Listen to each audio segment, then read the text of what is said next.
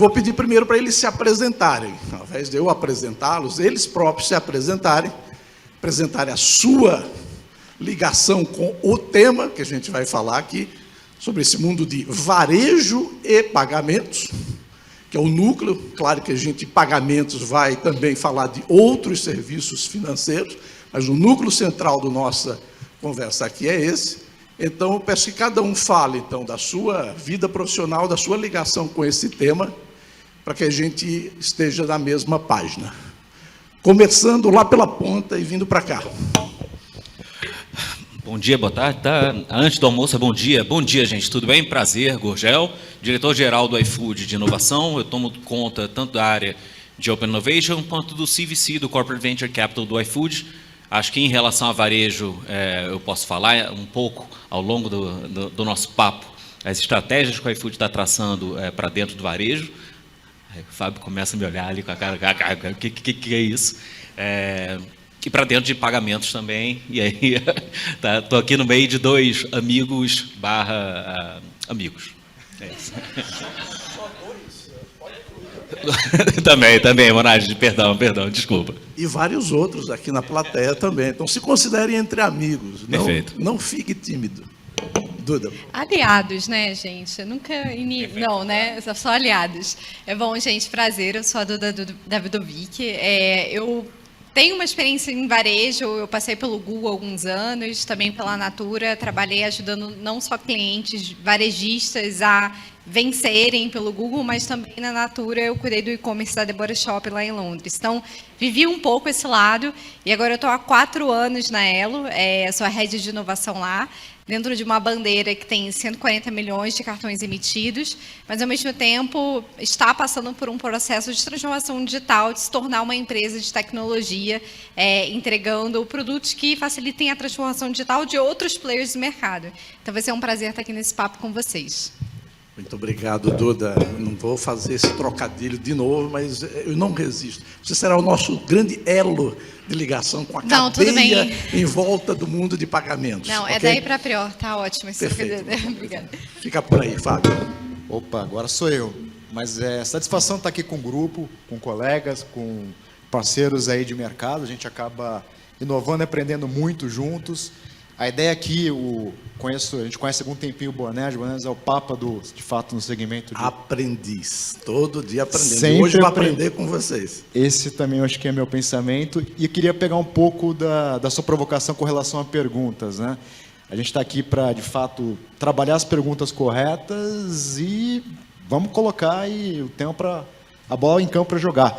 Quem sou eu? Desculpa, gente. Eu sou Fábio Murakami, eu sou diretor de produtos da Fintech Magalu. Depois eu conto o que é Fintech Magalu. Fala, pô, mas o que é Magalu? Fintech Magalu eu não conheço, mas depois eu conto aqui ao longo da nossa conversa aqui. Satisfação estar com o grupo. E o grupo que está aqui presencial, parabéns, está frio lá fora, hein? Quem se dispôs a vir para cá e podia vir online. Então a gente vai fazer o melhor aqui para poder contribuir e ter a maior troca possível. Obrigado, Fábio. Obrigado, Duda. Obrigado, Gurgel. E começamos também, além de cumprimentar quem está aqui bravamente, e cumprimentando também quem está online, nos acompanhando, e que também pode fazer suas perguntas pelo site, basta lá se cadastrar. Primeiro, um comentário sobre o tema, né, que a gente vai tratar aqui. Né? Como eu disse, no núcleo do nosso tema, está lá no título e tal, a gente tem 2 palavras-chave, que é varejo, né, e pagamentos. E eu acrescentaria, isso é o principal, mas eu acrescentaria que a gente vai também tocar, inevitavelmente, em outros serviços financeiros de maneira complementar ao pagamento. Mas a gente vai tratar do pagamento, essencialmente, e ver qual é a importância do pagamento aí na vida do varejista, e na vida, evidentemente, do consumidor. E na vida de quem? Das cadeias, né? Dos elos da cadeia de pagamento, que foi assim que a Regina chamou isso no material dela, que é quem está em torno desse processo. Então, a gente tem, nesse núcleo, em torno dele, alguns blocos. Um deles é para quem? Quais são os públicos relevantes em que esse assunto está envolvido? O varejista, já falamos, o consumidor também, e, evidentemente, esses vários elementos da cadeia de pagamentos, desde o regulador, passando pelas bandeiras, temos um aqui representado, as empresas de credenciamento, provedores de tecnologia, provedores de serviço, etc. A gente também tem aqui algo essencial, que é entender o que pode ser feito, e verbos que alguns deles estão aqui no título nosso e alguns deles vêm na sequência aqui, são evocados e a gente vai tratar deles. O que fazer, né? Que ações, que iniciativas podem ser feitas ligadas a esse tema? E certamente a gente vai tratar com mais detalhe esse primeiro deles, que é digitalizar, o que é isso e como se pode fazer isso, mas também, mais amplamente do que digitalizar, é adotar tecnologias, mais amplamente ainda é criar soluções, e isso tudo tem a ver com entender melhor a necessidade dos clientes, não ficar olhando apenas porque eu tenho para oferecer e para empurrar, monitorar a dinâmica competitiva, estar antenado com as mudanças de mercado e com as mudanças regulatórias, identificar necessidades e oportunidades e ameaças, decidir sempre com consciência, decidir em relação a time de adoção, e pensar na sua oferta de valor, né? Como se posicionar, né? Pensar se você quer ser o quê? Apenas mais um, ou seja, você apenas atende a condição mínima. Você, quando eu falo, é alguém da cadeia de valor ou algum varejista, você atende apenas o que é indispensável, ou seja, você atende apenas os requisitos necessários para estar no jogo, ou você quer ter uma posição competitiva, que acompanha, digamos, a média das práticas do mercado, ou você quer ir ainda mais além, quer se diferenciar, quer estabelecer um nível de destaque, de excelência, tanto no momento quanto de uma maneira sustentável ao longo do tempo. E tudo isso para quê? Quer dizer, por que se faz isso? Por que a gente vai falar dessas coisas? E por que esses temas são tão importantes? Porque o varejista, evidentemente, precisa, e cada um dos agentes aqui tem sua lista de objetivos e de propósitos, mas ele quer e precisa gerar valor, aumentar vendas, e conhecer melhor o cliente, servir melhor esse cliente, fidelizar esse cliente, se antecipar à necessidade desse cliente. Essa lista poderia continuar. O próprio consumidor busca, evidentemente, benefícios, que seus hábitos sejam conhecidos, reconhecidos e que tenham as suas necessidades atendidas, ser tratado de maneira personalizada, ser conhecido, reconhecido e valorizado. E as empresas, nesse ecossistema, querem, evidentemente, crescer, aumentar a sua penetração, promover a inclusão financeira, reduzir custos, tanto para si quanto os vários agentes, ser mais efetivo. Enfim, são esses os temas que fazem a gente estar aqui juntos para falar desse tema de o varejo e o mundo de pagamentos, e o tema da tecnologia ou da digitalização e de outras abordagens que podem mudar essa realidade, podem colocar essa realidade em outro patamar. Trazendo uma pergunta mais específica aqui para a gente começar com o Fábio. Fábio, qual é na sua visão, né, qual é o papel do varejo diante dessas transformações todas que esse mundo de pagamentos está passando? Quanto que o varejista precisa estar à frente, né, dessa curva, como inovador, como early adopter, ou como um seguidor, né, inicial, um seguidor tardio, até retardatário, cauteloso, ou seja, nesse espectro inteiro, onde o varejista deve se situar? O quanto ele deve tomar iniciativa, né, nesse processo, ou quanto ele deve seguir o ritmo e as definições dos demais? Boa. Deixa eu dividir essa minha resposta, fatiar o boi. Essa pergunta é profunda, né? Vamos para a primeira parte dela, tá? Com relação a como é que o varejo puxa essas mudanças, né? E alguns números estão frescos na minha cabeça, porque ontem foi o call de resultados do Magalu, né? Vamos pegar o Magalu aqui, que é a empresa que eu estou representando, com muito orgulho. Não sei até onde vocês entendem com relação aos números do Magalu, mas eu queria trazer um número que eu acho que faz muito sentido a sua questão, tá, Bonerges? A gente, 70% hoje, tudo aquilo que a gente movimenta hoje é no online. Mas se você imaginar um Magalu, a memória do Magalu, que eventualmente um grupo tem aí, é um grupo que é no varejo, com lojas, e ainda tem um papel super importante as lojas. A loja, ela é um diferencial para o Magalu, porque traz calor, ela se integra o ecossistema de logística e de ofertas de produtos. mas tem um papel diferente do que se tinha há 2 anos atrás, antes da pandemia, e terá um papel diferente daqui a 6 ou daqui a 1 ano. A movimentação que existe em varejo, ela é muito... Aí estou chovendo no molhado, né, que aqui deve ter muita gente de varejo, mas é uma velocidade muito grande. E aí a gente tem 2 combinações que eu parto para a segunda parte da minha resposta à sua pergunta, né? O que a gente está observando no mercado, e a Fintech Magalu acho que é um exemplo muito claro, bem prático disso, né? Você tem um processo de fintechnização de vários segmentos de uma forma muito clara. Então, a operação que eu tenho hoje, aí também outro número que eu queria dividir com vocês, na Fintech Magalu a gente trabalha com 500 pessoas. Então, você tem um varejo de 44 mil pessoas, e eu não vou fugir da sua pergunta de early adopter, late adopter. Sem problema. Mas eu queria só fazer alguns preâmbulos aqui, tá? Mas você tem um grupo de 44 mil pessoas, Fintech 500 pessoas, 70% do volume hoje é online. Então, como é que você faz essa movimentação desse grupo e você age em velocidade, tanto no varejo quanto na velocidade que existe em pagamentos? Pagamentos exigem uma velocidade muito grande. Então, você tem uma combinação e um mundo muito efervescente, tá? Por que eu estou fazendo essas 2 ponderações? Quando você fala de early adopter, late adopter, qual o papel, eu acho que tem um ponto, e aí a gente tem vários cases de sucessos, temos aí o iFood, temos a Elo, que inovou com a bandeira nacional, o iFood, que revolucionou também esse relacionamento com restaurante de entregas, uma série de marketplace, de integrar. Mas quando a gente fala dessa junção de early adopter ou late adopter, um primeiro ponto que está muito forte no Magalu, e imagino que também nas operações aqui do grupo, está relacionado a propósito. Então, se você tem um propósito claro, você consegue guiar 44 mil pessoas para o mesmo caminho, e você consegue colocar energia naquilo que você entende que faz a diferença, e na vida, a vida é uma vida, você tem que fazer escolhas, né?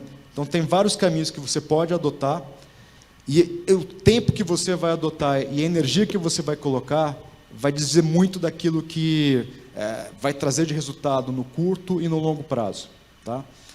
Então, fazendo uma amarração aí do que tudo que você colocou e com relação a essa questão, né? Quando você fala de escolha, ser o primeiro a implementar, ser um seguidor, um secundário, depende muito do seu propósito. Qual que é o propósito da Magazine Luiza? Digitalizar o Brasil. Se você quer digitalizar o Brasil, necessariamente você passa por pagamentos. Você imagina o seguinte, com a gente, no nosso marketplace, e o Magazine Luiza não vende só os produtos próprios, nós temos mais de 100 milhões de pessoas vendendo conosco. O número é 50% acima disso, está aí num crescimento muito alto, muito veloz, muito maior do que a gente observa no mercado como um todo, tá?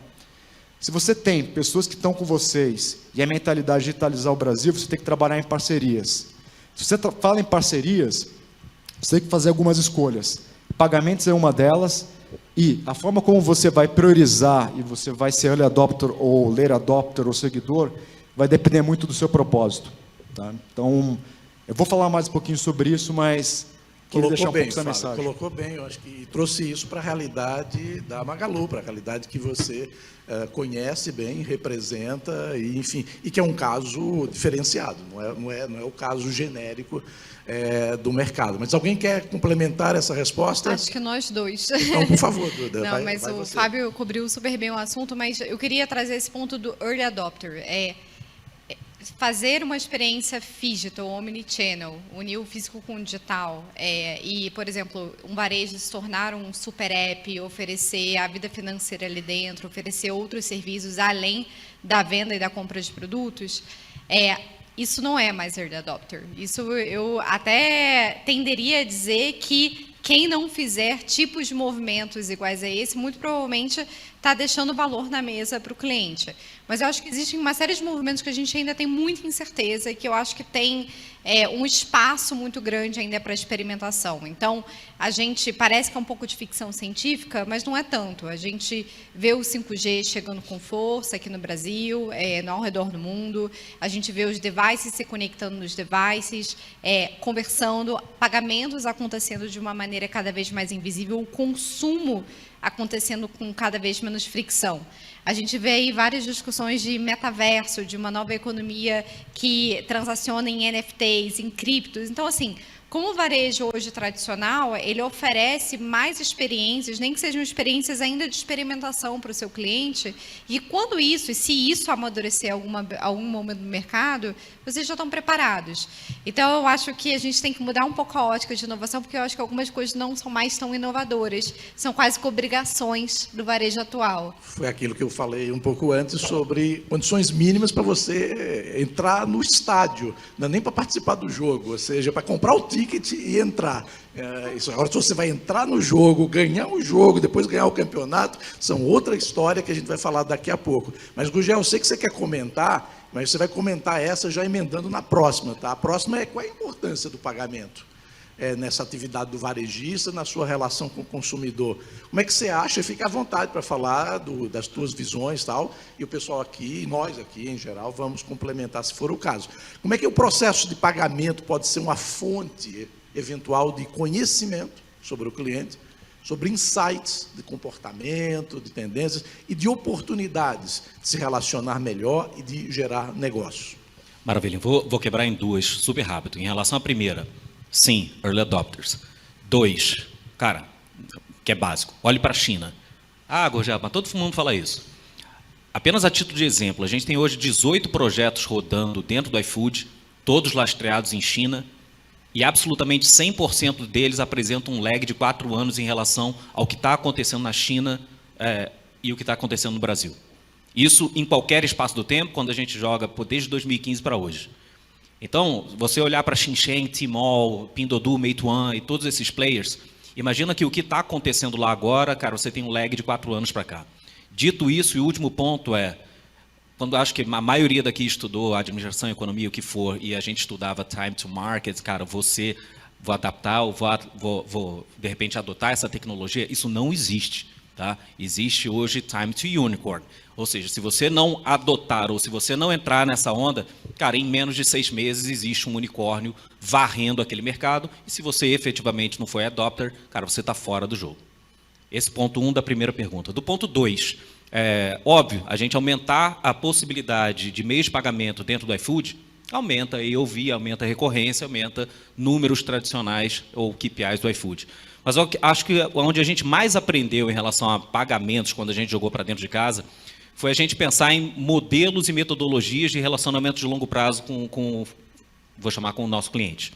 Seja ele criação de virtual wallets, seja ele criação até mesmo de modelos de cashback, e principalmente quando você consegue identificar, e aí eu vou ter que usar um exemplo, gamers, onde o cara eventualmente ele está mais interessado de ter possibilidade de troca do uso do meio de pagamento dele. Eu quero comprar um hambúrguer, mas com esse mesmo meio de pagamento eu quero comprar uma feature, um skin, um game ali do joguinho que eu estou fazendo. A partir do momento que a gente entendeu isso, de que eu não quero só oferecer Pix, débito, crédito e outras coisas, mas entendeu que a possibilidade dele usar os créditos dentro do iFood em outras plataformas, o que parecia quase que ilógico, que eu falei, não, eu quero que ele concentre, na verdade, todo o dinheiro dele ou a carteira dele dentro do iFood. Mas a gente abriu isso para a possibilidade dele usar isso em outros lugares, a gente aumentou usuários e a gente aumentou o volume de recursos que existe dentro da carteira do iFood. Excelente, Gugel. Você vê que pagamento não anda sozinho, né? Ele necessariamente ele é essencial, mas ele está atrelado à existência de uma relação entre comprador e vendedor, né? E junto com ele vem outros serviços financeiros e vem outros serviços de valor agregado, para não dizer que a origem são serviços, são relações, são produtos que são trocados, são necessidades que são atendidas. Então, ele é parte de uma cadeia mais ampla. A gente, quando se especializa num tema, ou quando está num evento chamado Payment View, né, ou seja, vista, olhada, observação sobre pagamento, a gente tem que particularizar, olhar isso, mas é importante que a gente olhe isso em perspectiva, olhe isso isso em contexto, integre isso a outras coisas. Duda, com você agora, essa próxima pergunta. Como é que os pagamentos, exatamente, podem se integrar ou complementar, ser complementados por outros serviços financeiros? E aqui coisas que já foram faladas antes, mas coisas que ainda nem foram faladas nesse evento. Mundo do crédito, mundo de investimentos, seguros. E como é que também, junto com tudo isso, pode se dar uma melhor gestão de relacionamento e de fidelização? Tudo em um, né? Vamos lá. Insights. Muitas partes da resposta. Isso daria um evento inteiro, só essa sim, pergunta. Com certeza. Acho que a gente tende a olhar pagamentos como uma parte isolada da jornada e uma parte que é um problema que você precisa resolver, porque geralmente é onde você perde o seu usuário no checkout. É muito comum essa visão. Só que, na verdade, pagamentos pode ser, sim, invisível para o cliente e pode ser, sim, por ser invisível, uma forma de você reter, de você trazer recorrência para o seu serviço. Então, hoje, quando eu olho assim, os produtos, por exemplo, que até a Elo como bandeira oferece, a gente tokeniza o seu cartão através da criptografia, consegue armazenar as credenciais de pagamento e uma vez que esse cliente ele faz uma compra no seu e-commerce, você não precisa pedir esse pagamento de novo. Parece uma coisa simples, né?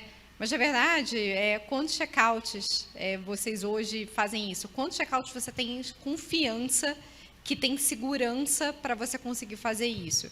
Então, a gente trazer essas ferramentas de tokenização, criptografia e segurança são essenciais para que essas credenciais de pagamento, elas se tornem, uma vez que elas estejam ali, elas se tornem invisíveis para qualquer processo. E aí eu acho que entram outros fatores. Acho que o varejo, uma vez com as credenciais em mãos e uma vez também sabendo o comportamento do consumo desse cliente, ele tem também a oportunidade de trazer maior personalização, maior recomendação. A gente tem a fricção de precisar pensar hoje em dia no que comprar, quando comprar, sendo que muitas vezes o varejo ele pode oferecer essa decisão sem você ter que se esforçar para isso. E eu acho que existem as oportunidades, quando a gente fala em pagamento, de você levar para o mundo tradicional um pagamento, por exemplo, da sua wallet, da sua carteira, via o QR Code no ponto de venda. A gente fez um processo super bacana com a Caixa, quando vocês acompanharam o pagamento do auxílio emergencial, e foram um pagamento feito para 60 milhões de brasileiros, e que, no final, assim, a gente tinha um problema de numerário no país também. E a gente fez uma implementação na carteira da Caixa para o Hub QR Code, onde esse usuário ele recebia esse auxílio e quando ele ia para o varejo ele não precisava sacar esse dinheiro, ele não precisava, inclusive, se contaminar com esse dinheiro, né? Ele conseguia fazer o pagamento, ver o QR Code. São coisas assim, que já existem hoje. Mas eu acho que tem uma oportunidade grande de produtos novos no mercado. Então, Buy Now, Pay Later, que é o nosso famoso carnezinho aqui, que a gente vê no mercado europeu, que se deu muito através da Klarna, que era uma startup que até saíram vários memes para quem é de pagamentos, tipo, descobriram parcelado. Não, a gente já conhece o 2 vezes sem juros aqui no Brasil há muito tempo. Mas, ao mesmo tempo, o Buy Now, Pay Later aqui no Brasil, no momento em que 70% da população está endividada, no momento de alta inflação, é uma oportunidade de você oferecer um crédito de uma maneira diferente e você conseguir fazer o cash out disso ou no ponto de venda ou até mesmo conseguir fazer um aumento do spending desse cliente no seu e-commerce. Então, eu acho que essas alternativas, vendo, por exemplo, o nosso momento de país, que é um momento também triste, delicado, né? Mas que podem trazer oportunidades para que o varejista possa oferecer serviços financeiros que façam sentido. Buy Now, Pay Later, eu acho que é um exemplo que a gente pode mencionar aqui. Maravilha. O Gelson está querendo comentar isso e responder a próxima mais uma vez? Você que manda. Porque era com você aqui a próxima mesmo, assim, porque depois tem uma grande, importante aqui, também para o Fábio. Mas, enfim, eu queria te perguntar uma coisa que está no título do nosso painel, que é a história da digitalização, e todo mundo fala, ou muita gente fala sobre transformação digital, e eu queria te perguntar qual é a relevância desse assunto aí para o varejo. O que isso tem a ver especificamente com pagamentos e outros serviços financeiros? bem aberto aqui, é para você chutar no gol, tá? Cara, mais uma vez, vou tentar dividir em duas. Em relação ao primeiro ponto de fidelização e modos de pagamento. Um exemplo. Sabe aquele cupom? Compre 3 pizzas, ganha 4 de graça? Cara, isso não dá certo para quem compra com cartão de crédito. Usado, né? Funciona com quem paga em dinheiro, funciona com quem paga no débito, funciona com quem paga no Pix. O que não seria tão óbvio. Agora faz o contrário. Modelo de subscription, ou de clube, ou de qualquer coisa do gênero, só funciona com quem está no cartão de crédito. Então, só mostrar 2 exemplos rápidos como produto, ou a criação do produto, vou considerar aqui entre aspas, do varejo ou do marketplace, está estritamente correlacionado com a forma de pagamento com a qual você vai correlacionar aquele produto. Durante 3 anos a gente tentou fazer ou emplacar aquele negócio do cupom de, compre 4x e ganha a quinta, enquanto a gente não colocou o Pix para dentro da plataforma, aquilo não vingava. E a gente, mas o produto é genial, né? Mas o cara não quer colocar o cartão de crédito dele atrelado àquilo. Quebra. E aí entra no segundo bloco. Mais uma vez, gente, e desculpa o fascínio por China, eu já tive 2 vezes na China, a resposta é China. Né? E aí o que é interessante falar de China? Eu vou tentar citar mais um exemplo que eu acho que responde um pouco disso. Magalu, a própria Elo, acho que estão envolvidas com isso. Mas pega o case de live commerce. Tá? Cara, live commerce na China hoje responde por 25% a 30% de determinados players de canal de venda. Você fala, sensacional. O Gor já falou que é 4 de lag, cara, daqui a 4 anos live commerce vai ser gigante aqui no Brasil. Bacana. Devo começar a investir nisso agora, devo esperar mais um tempo. E o que a gente fez? Falou, cara, vamos começar a entrar, vamos começar a estudar, assim como a Meli fez, assim como a Magalu está fazendo. A grande verdade é que é o seguinte, independente do produto em si, que é uma inovação, ele é muito mais uma questão de transformação de rede. Porque não adianta eu ter a plataforma de disponibilização de uma live commerce se o meu seller na ponta não está pronto para adaptar aquilo. Se o cara eventualmente não tem nem mesmo tecnologia para conseguir transmitir uma live dentro daquilo. Então, quando você pega praticamente 100% dos cases chineses, o que aconteceram? Primeiro, a criação de infra, e essa criação de infra nos cases chineses quase sempre vieram de players parecidos com a Magalu, parecidos com a iFood, com marketplace. O seller ou o varejista, nesse momento, ele ficou, de certa forma, falando, cara, monta a infraestrutura, monta a rede, porque nesse momento, cara, eu não vou ter CAPEX para investir nisso tudo. No segundo momento, não adianta a infraestrutura. O que importa é o training para aquele seller, para aquele restaurante, para aquela pessoa que vai usar essa infraestrutura que você está dando, ele efetivamente entenda como fazer uso daquilo. E aí, no terceiro momento, efetivamente você tem o scale-up do que você está chamando de transformação digital. E a gente acha super interessante quando a gente pega cases hoje dentro do iFood, que a gente partiu para o último, né? Cara, vamos espalhar live commerce para todos os restaurantes do Brasil. Nada. Ninguém sabia usar. A maioria dos restaurantes não tinha nem tecnologia suficiente para transmitir a live. E, obviamente, não foi um sucesso nenhum aquilo. Tá? Vocês viram que o pessoal é do ramo, né? Entende do assunto, tem referências, tem cases para contar, etc.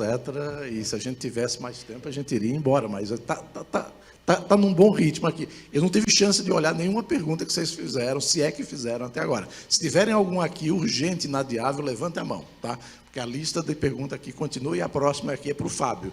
Fábio, esse papo de transformação digital é bonito pra cacete, né? Mas tem um negócio mais sério do que isso, chamado transformação relacional.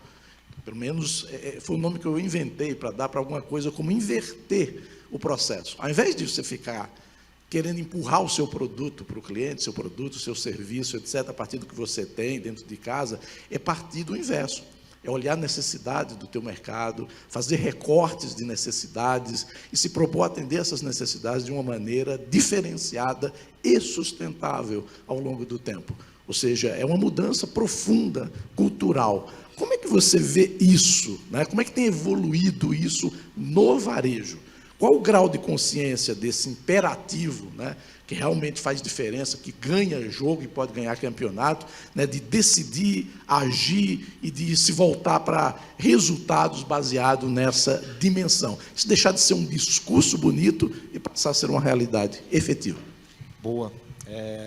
Fugir do discurso bonito e popular. Manda bala. A gente tem lá no Magalu um lema que é gastar a sola do sapato. Então, para você conseguir entender a realidade do mercado, para você conseguir trazer, de fato, esses cases para uma escala, tem um lado que é materializar aquilo que você está propondo, né? Quando a gente fala de varejo, a gente fala de realidade brasileira, consumidor, você tem muitas facetas, né? Você tem uma faceta daquele cara que está aqui em São Paulo, no Rio de Janeiro, mas tem aquela faceta do Nordeste, ou aquele cara que não está nos grandes centros, né? Então, tem muita coisa que vai decolar, a gente tem certeza. Estou com o Gurgel mais do que 1000% com relação a tendências e coisas que estão acontecendo. E achei super bacana esse case que você trouxe, que é a questão do time, né? E eventualmente, com o pagamento pode fazer diferença, né? Respondendo ao seu ponto, Bonerges, quando a gente fala de inverter um pouco a pirâmide tem que estar no cliente e a pirâmide tem que estar com relação a esse mercado. Então, você tem que ser capaz de ter uma oferta que tem escala. No entanto, você tem que ser capaz de traduzir essa oferta para a realidade daquele mercado.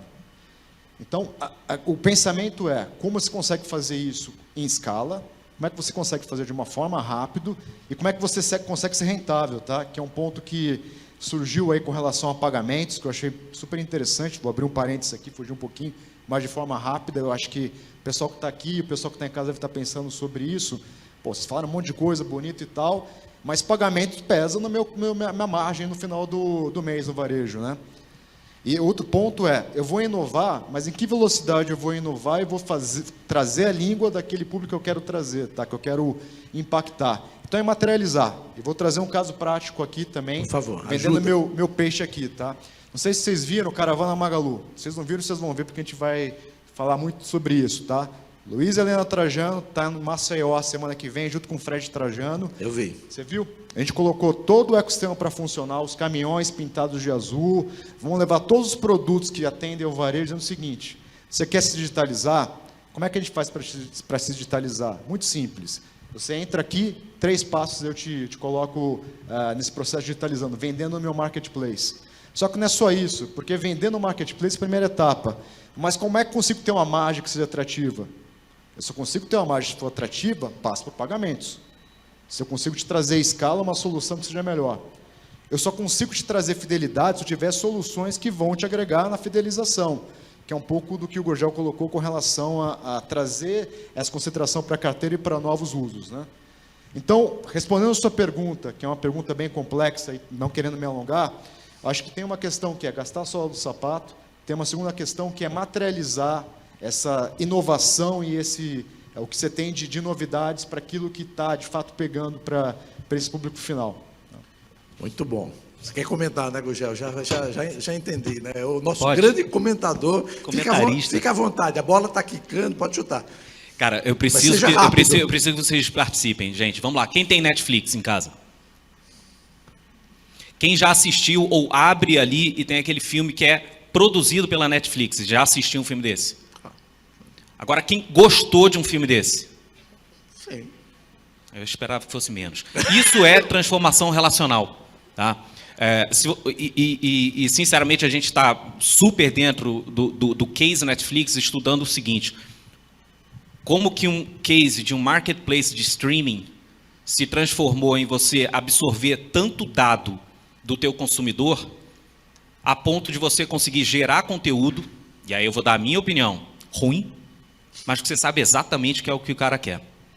Cara, eu tenho Disney, eu tenho Paramount, eu estou sendo streaming de todo mundo. Agora, o Netflix nunca teve interessado em ganhar, né, ganhar dinheirinho naquele subscription dali que você está pagando lá. Você não cancela aquilo e fica, né? Você pensa em cancelar e não cancela. Netflix ganha dinheiro efetivamente quando ele para de pagar para a Paramount, ele bebe de toda a tua informação do que você gosta, quando que você gosta, qual é o ator que você gosta, quem que você assiste. Ele encapsula aquilo tudo, terceiriza a produção daquilo e te oferece lá. Você abre o teu Netflix hoje, eu aposto o dinheiro que vocês quiserem no mundo, que o primeiro filme que vai aparecer ali não é um filme da Sony, não é um filme da Universal e não vai ser um filme da Paramount. Vai ser um filme produzido, ou série, porque aí você tem recorrência de longo prazo. Sério? Da Netflix. Ou seja, transformação relacional para mim é isso. Como é que você bebe de dados, muda teu modelo de negócios e efetivamente cria um novo produto lastreado em tudo aquilo que você está aprendendo. Faltou perguntar quem compartilha a senha, né? E aí é uma reflexão de que modelos de negócio muito inovadores, eles precisam se reinventar o tempo inteiro. Netflix, enfim, né, divulgou os resultados e um dos grandes problemas é o compartilhamento de senhas. Agora eles estão precisando pensar como é que se A transforma. vida como ela é, né? Na realidade brasileira, né? Com toda a nossa criatividade, inventividade. Não, evidente, mas a gente consegue ir além, né? A gente consegue se superar. Duda, já que está com você o microfone, essa próxima pergunta é para você. Como é que as empresas, e a Ela é um exemplo dessas empresas, da cadeia de serviços ao varejista, podem apoiar melhor esse varejista nos seus desafios, tanto de pagamentos quanto de outros serviços financeiros? Como é que essas empresas, em geral, de tecnologia, né, serviços, cartões, gestão, podem ir além do tradicional, de cuidar apenas de um pedacinho da história? Para mim, são dois grandes pontos: dados e trilho tecnológico. Dados, porque, assim, repetindo tudo que já foi repetido, a gente precisa conhecer o nosso cliente, e não é só conhecer olhando um número do Google Analytics e sabendo se ele entrou ou não na sua página. Eu acho que é gastar sola de sapato, que nem o Fábio falou, e conseguir compartilhar, complementar esses dados do que você descobre em termos de comportamento de consumo, que você cruza com outros comportamentos, outras esferas, outros ecossistemas que esse cliente ele anda, com a sola de sapato, de você pegar ele e perguntar o que de fato está doendo, o que de fato seria mais relevante para ele. Isso é uma parte que a gente, como Bandeira, consegue ajudar, por exemplo. A gente traz outros parceiros que também conseguem ajudar nisso. E é uma parte importante para os negócios, não tem como fugir. E outra coisa é a trilha de tecnologia. Hoje a gente tem diferentes formas de gente aumentar a recorrência desse cliente, conseguir guardar as credenciais de pagamento dele, que nem eu falei, a gente conseguir trazer mais segurança. Ninguém aqui, e eu sei o quanto, na verdade, é dolorido muitas vezes para a margem do varejo, mas é pior ainda quando você tem fraude, né? Quando você tem disputa. Chargeback. Chargeback. Então, isso a gente consegue resolver colocando não camadas de segurança que impedem que aquela transação seja feita, porque eu acho que é um perigo muito grande, mas a gente consegue trazer camadas que sejam eficientes para reduzir esse risco e esse custo para os varejistas. Eu acho que também tem um test and learn de trilhos que vão surgir e vão se consolidar. A gente, por exemplo, não quero ir para a estratosfera e voltar, mas a gente tem olhado o Banco Central fazer um movimento rumo ao real digital, onde em 2024, teoricamente, o real digital ele convive com o nosso dinheiro eletrônico. Como é que o varejo vai conseguir usar os trilhos que hoje tem para pagamento, se a gente não olhar para trilhos novos, se a gente não trouxer a blockchain para o meio dessa conversa, se a gente não começar a discutir como é que esses dois mundos vão virar um mundo só nessa experiência do varejo. Então, eu acho que tem uma provocação também de trazer os trilhos de tecnologia que nos ajudam com os corredores de hoje, mas também trazer os trilhos de tecnologia que vão ajudar o futuro aí do varejo. Excelente, Duda. Eu pensei que quando ficou apagado aí a tela do tempo, que a gente tinha o tempo que quisesse, porque estava liberado. Não, mas agora já voltou, tal. A gente tem só 4 minutos e 23 e 2 e 1. E essa próxima pergunta é para você, Fábio. Quais são os maiores desafios e oportunidades para o varejo, tanto o varejo físico quanto o eletrônico, no e-commerce, tanto o próprio quanto o marketplace, né? Diante das transformações que já estão aí e que virão com o Open Finance? E que sinais você já enxerga de posturas, de mudanças, né, de posturas, de abordagens, de ofertas nessa direção? Boa, serei breve aqui, tá? Primeiro ponto, margem. Então, quando você fala de Open Finance, você fala de operações via Pix, você tem uma margem maior e você tem uma experiência de uso melhor. Segundo ponto, dados. Você gera muita informação, isso gera uma possibilidade de trabalhar tanto em ofertas quanto em crédito, contra diversos modelos. Tá? Terceiro ponto, isso já é realidade. Dentro do Magazine, a gente já vai estar trabalhando fortemente para iniciar com a Kabum, que é uma das operações do grupo, a inicialização de pagamentos, a gente já falou isso para o mercado. E também queria falar para o mercado e para o pessoal que está assistindo aqui a gente, vi que tem a BFintech, tem varejista, tem bastante gente aqui, o ecossistema do Magalu é para o Magalu e para fora. Então, o ponto é, tem uma série de temas complexos que envolvem escala, envolvem tempo, e volta à sua primeira pergunta, né? Aonde você vai priorizar?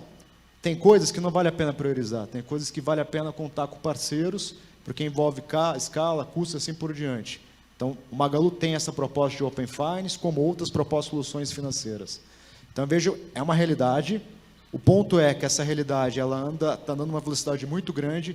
Então, se a gente fala de Open Finance, a gente tem uma série de etapas evolutivas, se a gente fala de PIX, uma série de etapas, e tem questões que têm que ser respondidas, não só com relação à margem e custo, mas tem questões a ser respondidas com relação à experiência de uso. Então, onde você vai colocar energia? Você fintech, você varejo? Essa questão eu queria voltar, deixar para o público, tá? Mas eu quero dizer que já está acontecendo, já tem gente especializada, Fintech Magalu é uma delas, e tem outras aí que estão olhando para isso. Você está dizendo que o ecossistema do Magalu é open também. É open também. Aberto. Totalmente não é só open banking, open finance, open everything. O Magalu também é open. É isso Tudo que a dizendo. gente faz é para o mercado. Maravilha. Posso só adicionar, desculpa, porque eu Pode. acho que o Juntando Open... isso com a próxima pergunta, que é a última mesmo, que é Opa. para você. Então tá. Pix no varejo. Você comenta isso e me fala disso, tá? Como é que você está vendo a adoção do Pix no varejo físico? No e-commerce está indo legal. Mas no varejo físico, como é que está indo? Como é que está evoluindo? Quais são as barreiras, os facilitadores desse processo? E o que, é que pode se esperar daqui para frente? Vocês que, como bandeira, coordenam e atuam diretamente sobre esse aspecto, entre outros. Com certeza. O que eu queria falar do Open Finance, Open Banking, a gente já teve hoje aqui algumas discussões sobre isso, só que eu acho que isso só vai dar certo se o canal da ponta conseguir explicar o real benefício para o cliente dele compartilhar os dados dele. Esse é o ponto. Porque senão a coisa ela cai por terra, é muito complexo. O Pix ele teve uma adoção em massa, porque o Pix ele trazia uma dor, né, muito iminente ali do cliente. O Open Banking, como é que você explica para um cliente que de repente ele é o dono do dado e que de repente ele pode ter um monte de produto e serviço inovador, pode contratar crédito, pode comparar a empresa, ele tem uma relação diferente com os players tradicionais. É muito difícil. Então, eu acho que para essa inovação acontecer, eu acho que ainda tem muito chão para a gente percorrer. Só que a responsabilidade, eu acho que estão nos players que vão trazer o Open Banking, o Open Finance para a sociedade. Sobre o Pix, eu sou uma bandeira, né? Eu trabalho numa bandeira. Então, eu não quero que a minha resposta seja confundida com uma resposta de Duda trabalha na Elo, então ela fala que o Pix não vai dar certo. Não é isso. Eu queria Pode falar o que você quiser, a gente julga. Não, eu quero trazer alguns dados, na verdade, para ilustrar. Hoje, pagamentos com bandeiras, cartão de crédito, débito, pré-pago, correspondem a mais de 60%. Em 2021, foi um ano que a gente começou a voltar, né, da pandemia, foram mais de 60% dos pagamentos, cresceu 33% durante o ano de 2021. A gente tem um comportamento do consumidor que usa cartão. E a gente tem outro comportamento do consumidor que usa Pix, que ali tinha uma dificuldade com TED, com DOC, tinha ali também uma dificuldade do varejo também de receber em boleto.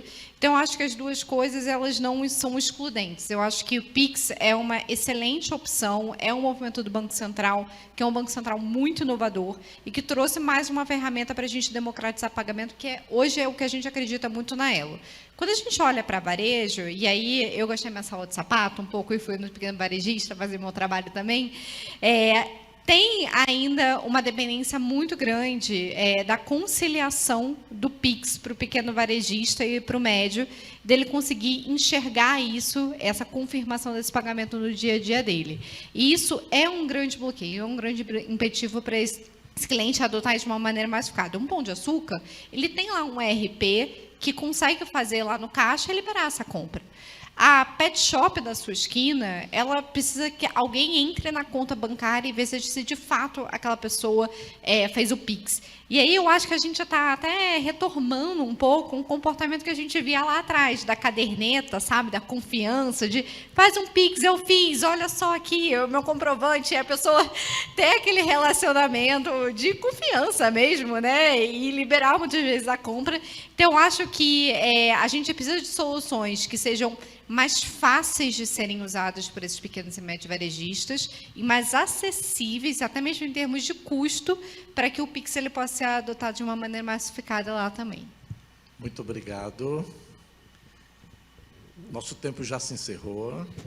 Agradeço demais aqui a atenção de vocês, que continuaram até o final desse painel, aos que também tiveram que sair, aos que estão também online nos acompanhando, nos assistindo, mas agradeço principalmente aqui aos painelistas que deram um show de competência, de conhecimento e de facilidade de tradução de práticas, conceitos, e trazendo exemplos que ilustram aspectos ligados ao nosso tema aqui, de o varejo e o mundo dos pagamentos. Muito obrigado, Gugel, muito obrigado, Duda, muito obrigado, Fábio. Uma salva de palmas para eles, por favor.